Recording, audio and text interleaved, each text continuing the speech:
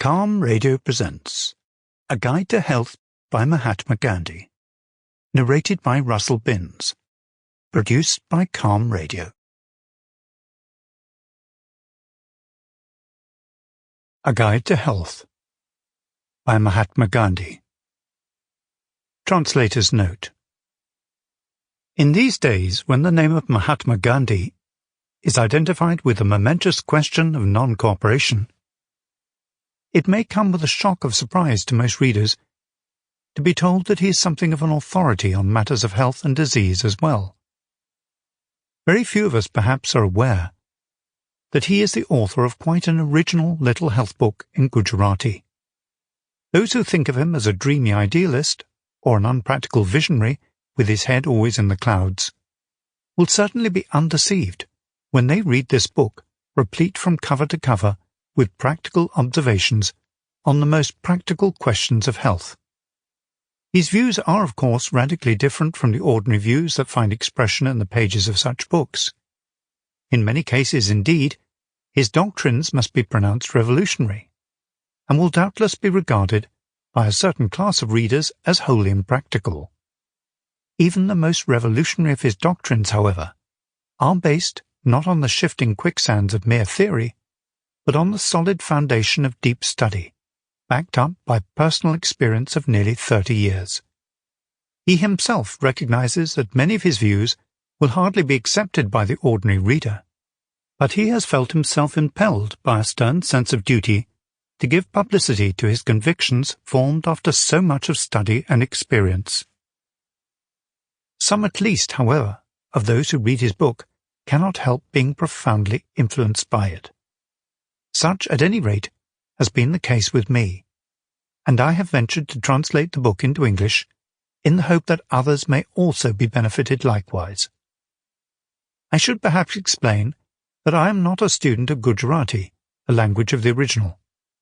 I have used instead one of the two Hindi versions of the book. I should also point out that I have not attempted a literal or close translation, but only a very free rendering into English. In some cases, whole passages have been omitted, and occasionally only the general sense of a passage has been given.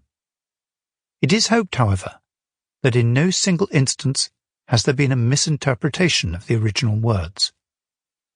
I am aware that many errors might have crept in, as the translation had to be done in a hurry, and there was hardly any time for revision. I hope to make a thorough revision of the book, in case a second edition is called for.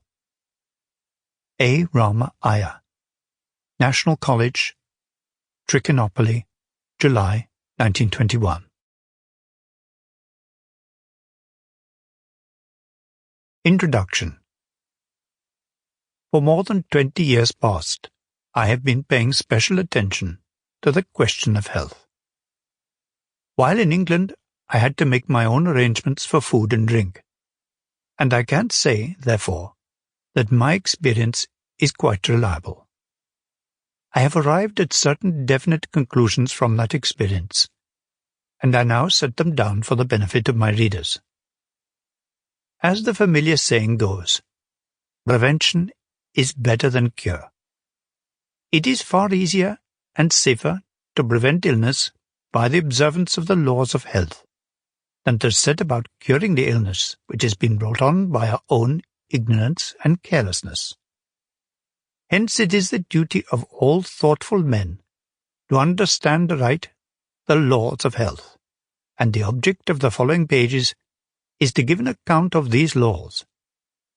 We shall also consider the best methods of cure for some of the most common diseases. As Milton says, the mind can make a hell of heaven or a heaven of hell. So heaven is not somewhere above the clouds, and hell somewhere underneath the earth. We have this same idea expressed in the Sanskrit saying, Mana eva manushayanam karanam bandha mokshayo. Man's captivity or freedom is dependent on the state of his mind. From this it follows that whether a man is healthy or unhealthy depends on himself.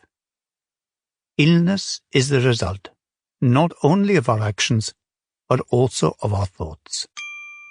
Sample complete. Ready to continue?